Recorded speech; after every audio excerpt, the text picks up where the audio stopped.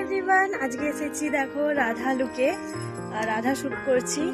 আর হচ্ছে আমার চ্যাংনা প্যাগনা, একটা হাই করে দাও। আর এই একটা চ্যাংনা প্যাগনা আমার হেল্পার আমার শুট করে দিচ্ছে। এত গরমে এত রোদে, হাই যে বড় মা ঝাঁটা নিয়ে দাঁড়িয়ে আছে, ভিডিও দেখছে, মারার জন্য নয়। আর হচ্ছে শুট চলছে আমাদের, তো ভিডিও অবশ্যই আসবে, তোমরা দেখো কেমন লাগছে অবশ্যই কিন্তু জানিও, আর আমাকেও কেমন লাগছে অবশ্যই জানিও। আজকে আমি তোমাদের সাথে কিভাবে আমার রাধা লুকটা শুট করেছিলাম, তো তোমাদের সাথে সেটা আমি শেয়ার করার চেষ্টা করছি। আমি যে এখন যে শ্যুটটা করছি এটা তোমরা আগেই দেখে নিয়েছো যে আমি একটা ট্রানজেকশন রিলস বানিয়েছিলাম, যেটা কিনা normal to direct Radha look ছিল। আর সিরিয়াসলি বলছি, এই রিলসটা বানানো আমার প্রায় 1 বছর ধরে আমার একটা ইচ্ছে ছিল যে আমি একটা এমন টাইপের একটা ট্রানজেকশন রিলস বানাবো যে নর্মাল টু রাধা লুক হবে।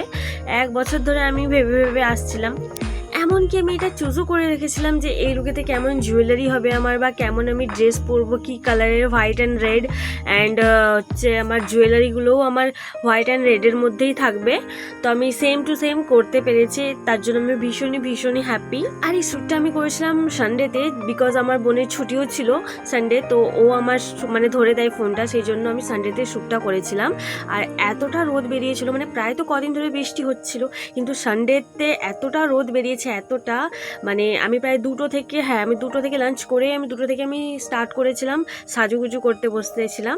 তো আমার শেষ হয়েছিল প্রায় 4:30 দিক করে, আর ভীষণই রোদ ছিল সেদিন। আর 4:30 পর আমি যাই ছাদে শ্যুটটা করতে, তখনও কিন্তু ভীষণই রোদ ছিল, আর সেই জন্য ভীষণই কষ্টও হচ্ছিল। তো ফার্স্টে গিয়ে কিন্তু আমি ডান্স রিলসটা শ্যুট করেছিলাম ছাওয়ার মধ্যে, আর নিচে রোদ তোমরা দেখতেই পাচ্ছ। আর তোমরা বললে বিশ্বাস করবে কিনা জানি না, এই রিলসটা আমি 17 বার শ্যুট করার পর আমি একটা সিলেক্ট করেছি। অ্যাকচুয়ালি কি বলতো, কোনো ডান্স শট বা কোনো ট্রানজেকশন রিলস হলে আমার যতক্ষণ না মনের মতো হচ্ছে ততক্ষণ যেন আমার ঠিক ভালো লাগে না, সেই জন্য আমি 17 বার কেন 25-30 বার করলেও আমার কোনো প্রবলেম নেই, কারণ এই কাজটা আমি ভালোবেসে করি, তো আমার খুব ভালোই লাগে। আর সবচেয়ে বড় কথা হচ্ছে এই শ্যুটটা আমাকে আমার ভাইজি আর আমার বোনও করে দিয়েছে। ওরা তো বাচ্চা, ওরা তো ফোনটা ঠিক মতো ধরতে পারে না, তো কখনো এদিক ওদিক চলে যাচ্ছে, বা আমার কখনো ডান্স স্টেপ ভুল হয়ে যাচ্ছে, উল্টোপাল্টা হয়ে যাচ্ছে, বা আমার ঠিক ভালো লাগছে না, সেই জন্য কিন্তু এতবার আমাদের করতে হয়েছে, নাহলে হয়তো হতো না।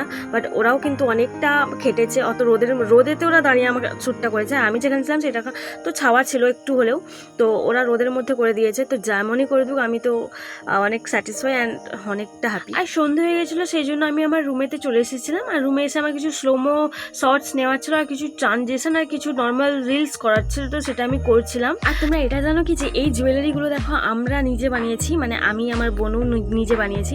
ফার্স্টে ভেবেছিলাম যে অর্ডার দিয়ে দেবো, ঝামেলা শেষ হয়ে যাবে, বাট আমি যেমনটা চাচ্ছিলাম নর্মালের মধ্যে তেমনটা পাচ্ছিলাম না, সব বেশি জাবরা মডেল পাচ্ছিলাম আমি, তো সেই জন্য ভালো আমি নিজেই আমার মতো করে তৈরি করি। তারপর মা বললো যে নোট পড়লে ভালো লাগবে, আর এখানে কি মান্টিকলি না কি সামথিং একটা বলে হয়, যেহেতু মা সাডেনলি বলেছিল সেই জন্য বুঝতে পারছিলাম না যে কি করব, সেই জন্য দেখো যে আমি নোটটা পড়েছিলাম, ওখানটা একটু নোটিস করে যে আমি একটা হোয়াইট কালার একটা সুতো বেঁধেছিলাম। আর দেখো আমার কিন্তু ভাবনা ছিল যে আমি ফ্রন্টে যেন ঠিক এই লুকটাই লাগে, এই নোটটা এমন ভাবে যেন দেখা যায়। তো ফার্স্টে আমি টিকলিটাকে কেটেছিলাম যে নোট করবো বলে, কিন্তু তার হাফটা আবার কোথাও হারিয়ে গেছে, আর দেরি হয়ে যাচ্ছিল, সেই জন্য আমি ভেবেছি যে এটা সুতো বেঁধে দিই, আর আমি তো শুধু ফ্রন্টে দেখাবো যে আমার ফ্রন্টে আমার ছবিগুলো লাগবে, তো আমি এটা মানে দড়ি বেঁধেই করে ফেলি, তো সেই জন্য আমি দড়ি বেঁধেই করেছিলাম ওটা। আগে যদি মা বলতো তবে হয়তো আমি কিনে আনতাম, নাহলে আমি জোগাড় করার চেষ্টা করতাম, বাট মা শুটের কিছুক্ষণ আগে বলেছিল সেই দিনই, তো বুঝতে পারছিলাম না কি করব, সেই জন্য আমার তো অনেক জুয়েলারি আছে, তো সেখানেই খুঁজছিলাম, আর ফাইনালি পেয়েও গেছি। আর দেখো আমি কিন্তু এমনই যে যদি একবার মনে করি যে এই কাজটা করব বা এই লুকটা ক্রিয়েট করব, তো আমি সেটা করেই ছাই, সে যেভাবে পসিবল হয় আমার দ্বারা আমি ততটাই চেষ্টা করি করার, আর সেটা আমি করি। আর এটা হচ্ছে আমার ভারতনাট্যম ডান্সের জুয়েলারি।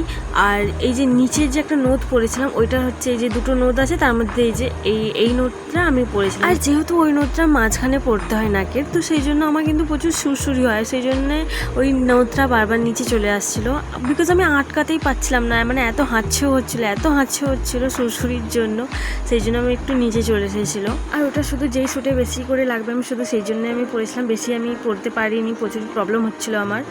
দেখবে আমি অনেক পোস্টে আছে যেটা আমি এই নোটটা পরিনি।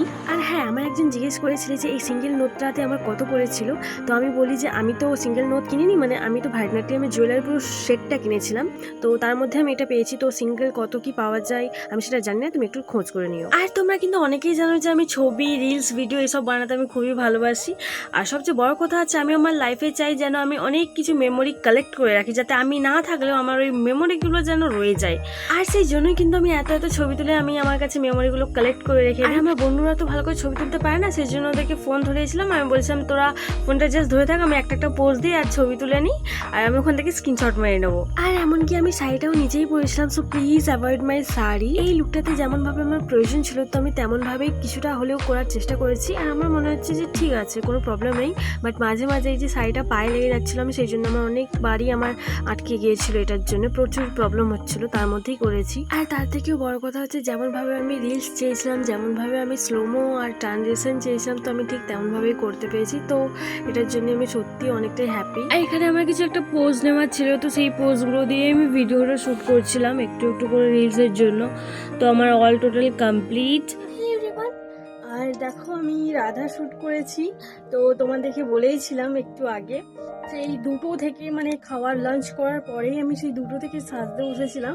আর 2টো থেকে সাজার পর 4:30টার সময় আমার অল টোটাল কমপ্লিট হলো। শাড়ি থেকে অল টোটাল আমি সব কিছু নিজেই পরেছি, আমার বোনও হেল্প করেছে।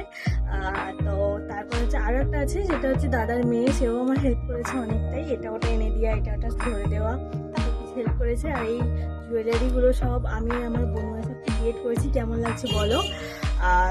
আর এগুলো হচ্ছে only for one time use, so এই জন্য কিন্তু এমনভাবে বানিয়েছি। দেখো কেমন হয়েছিল অবশ্যই জানিও। আর সেই কখন শ্যুট করছিলাম, মানে কখন থেকে এখনো রেস্ট পাইনি, 7:30 অলরেডি বেজে গেছে। তো চলো এবার ফ্রেশ হবো। এভরিওয়ান দেখো এখন বাজে 8টা বাজে। তো জাস্ট আমি মানে বাইরেতেও অলরেডি শ্যুট করেছি, তোমাদেরকে বলেইছিলাম। আর এখন আমি বাড়িতে মানে আমার রুমের ভিতরে এসে আবার শ্যুট করলাম, কিছু শ্যুট ছিল আমার বাকি, তো সেই শ্যুটগুলো কমপ্লিট করলাম। 8টা সামান্য 30 নয় 15 সেকেন্ডের রিলস বানাতে গিয়ে মানে এত মানে হ্যাঙ্গাম একমাত্র যারা করে তারাই বোঝে। তো দেখো এখন আমি সব কিছু মানে খুলছি, এক এক করে খোলা হচ্ছে। আমার এদিকে বনু হেল্প করছে, বনু হেল্প করছে, বনু প্রচুর হেল্প করেছে। যাই হোক, আমরা যদি কোনো কাজ ভালোবেসে করি সেই কাজটাতে যতই তোমার কষ্ট থাকুক না কেন সেটা কিন্তু কষ্ট বলে মনে হয় না। সত্যি বলতে কিন্তু ভিডিও করার সময় আমি ভীষণই এনজয় করি, আমার ভীষণই ভালো লাগে। আর এই ব্লগটা আমার কিন্তু দিতে একটু দেরি হয়ে গেছিল, তো আজকের মতো এইটুকুই, দেখা হচ্ছে নেক্সট ভিডিওতে। আর এখানে আমার বোনু বলছিল আরে দাঁড়া সবাইকে সাবস্ক্রাইব আর লাইক কমেন্ট শেয়ার করতে বল। তো হ্যাঁ, অবশ্যই আমার ভিডিও যদি ভালো লেগে থাকে তাহলে অবশ্যই কিন্তু লাইক কমেন্ট শেয়ার। আর এখন টাটা সবাইকে।